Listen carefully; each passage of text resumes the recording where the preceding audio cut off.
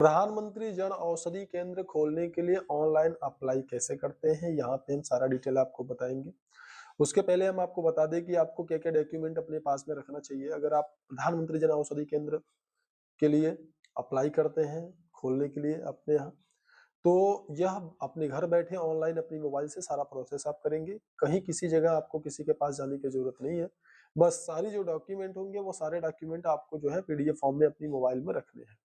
तो इसको चाहे पीसी, लैपटॉप, कंप्यूटर, मोबाइल कैसे भी आप इसको आवेदन कर सकते हैं ऑनलाइन।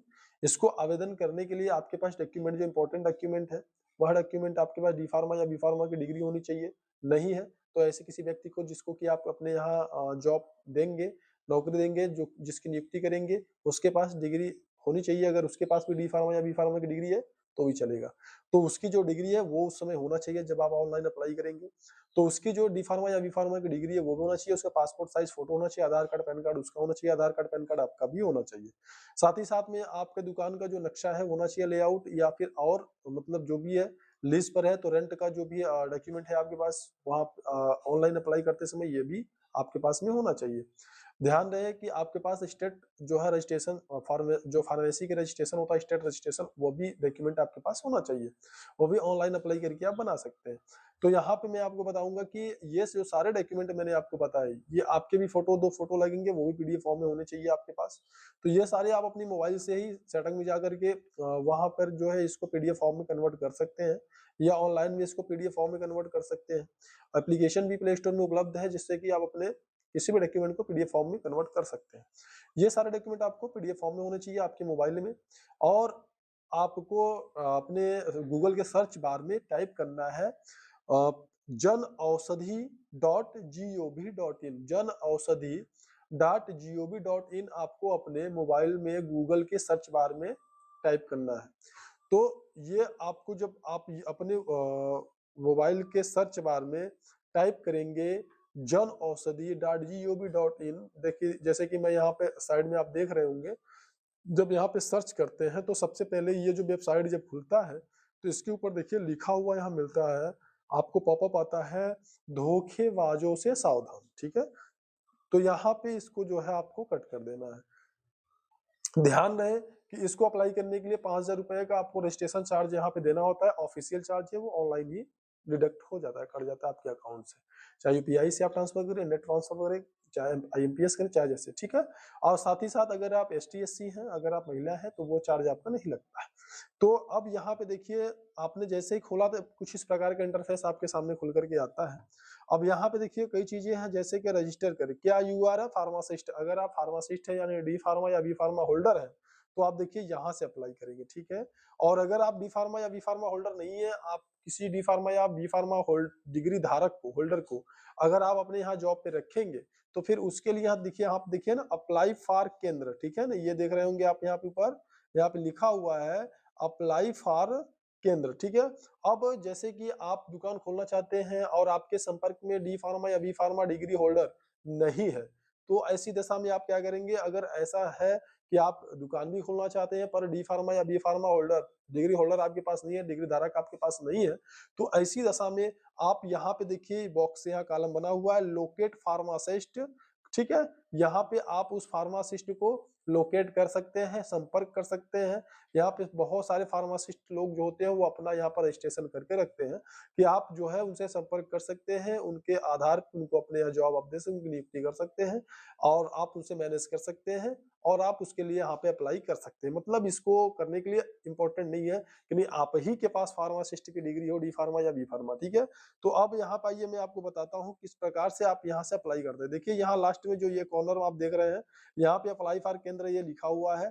बस सिंपल आपको यहाँ पर आने के बाद इस पर आपको क्लिक कर देना है। ठीक है, तो देखिए यहाँ पे कुछ इस प्रकार का इंटरफेस ये खुल करके यहाँ पे आता है। ठीक है, अब यहाँ पे देखिए थोड़ा सा इसको अगर जूम करेंगे तो आप देख सकते हैं यहाँ पे गाइडलाइन फॉर पीएम बीजेके, मतलब यहाँ से टोटल गाइडलाइन आप देख सकते हैं एप्लीकेशन के लिए, कॉपी एग्रीमेंट के लिए, और मतलब बहुत सारी चीजें, टोटल इन्फॉर्मेशन यहाँ से आपको मिल सकते हैं। टोटल इंग्लिश में ही मिलेगा तो आप इसको कॉपी पेस्ट करके हिंदी में देख सकते हैं। यहाँ पे मोबाइल नंबर डालेंगे इस वाले बॉक्स में, नीचे जब मोबाइल नंबर आप डालेंगे तो यहाँ पे देखिए मोबाइल नंबर डालने के बाद में ये देखिए गेट ओटीपी करेंगे, गेट ओटीपी करेंगे यहाँ से ये वाले ऑप्शन पे।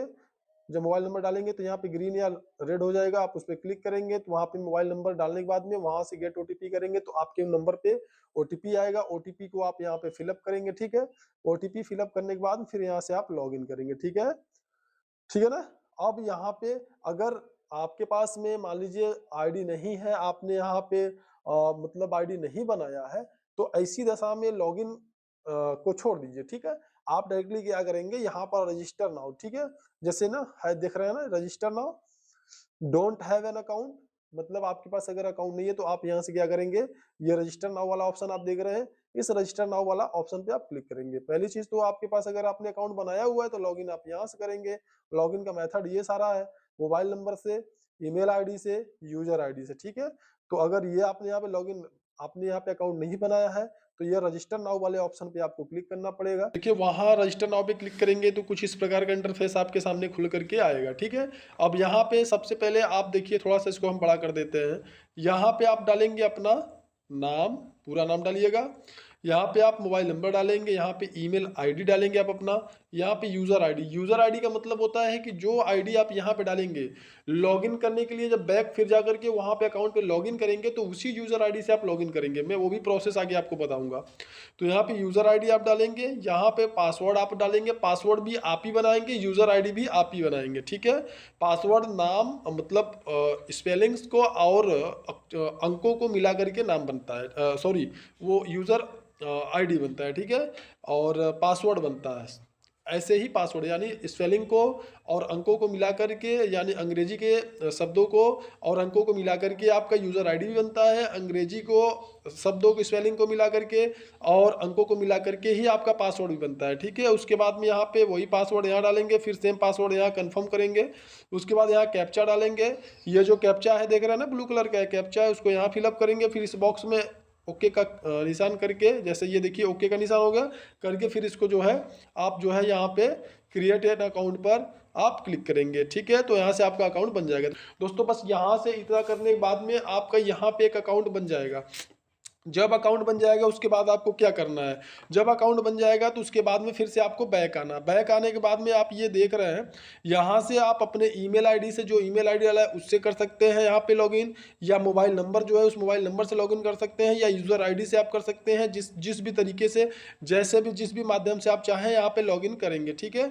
और यहाँ पे गेट ओटीपी करेंगे। ओटीपी आपके नंबर, अगर मान लीजिए आप यहाँ पे मोबाइल नंबर से करते हैं तो यहाँ अपना मोबाइल नंबर डालेंगे, फिर यहाँ आपका गेट ओटीपी यहाँ पे डालेंगे, गेट ओटीपी पर क्लिक करेंगे मोबाइल नंबर डालने के बाद, और जो ओटीपी आएगा वो ओटीपी आपके मोबाइल पे आएगा और यहाँ पे उसको फिलअप करके लॉगिन यहाँ पे क्लिक कर देंगे।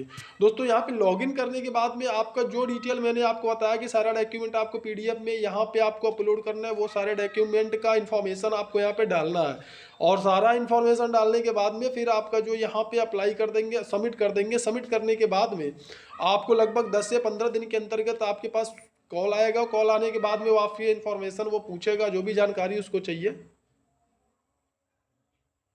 वह जो भी जानकारी उसको चाहिए वो जानकारी आप यहाँ पे कॉल करके, जो भी जब आप सारा इसको जो सबमिट कर देंगे तो उस इन्फॉर्मेशन सबमिट करने के बाद में आपके पास कॉल आएगा उनके तरफ से। कॉल आने पर जो भी इन्फॉर्मेशन वो आपसे चाहते हैं वो इन्फॉर्मेशन आप उनको बताएंगे। जो भी इन्फॉर्मेशन आपने मतलब करेक्ट जो भी फॉर्म में आपने डाला हुआ है, सेम टू सेम वही इन्फॉर्मेशन उनको बताएंगे। उसके बाद में जब इन्फॉर्मेशन आप बता देंगे फिर वो जो है वहाँ पे कंफर्म हो जाएंगे वेरिफिकेशन के लिए। कॉल आने पर वेरिफिकेशन जब हो जाएगा फिर वहाँ से अधिकारी आएंगे, सर्वे करेंगे। सर्वे करने के बाद में फिर आपको एग्रीमेंट आपका हो जाएगा, आपको अनुमति दे दी जाएगी, फिर आप दुकान खोल सकते हैं और आपके पास जो प्रोडक्ट है यानी मेडिसिन है वो आपके पास पहली खेप आ जाएगी। लगभग 15 से 20 दिन का यहाँ पे समय लगता है। दोस्तों ये जानकारी अगर अच्छी लगी तो वीडियो को लाइक जरूर करिएगा, चैनल पे पहली बार है तो इसको सब्सक्राइब जरूर करिएगा। मिलते हैं नेक्स्ट वीडियो में, तब तक के लिए नमस्कार।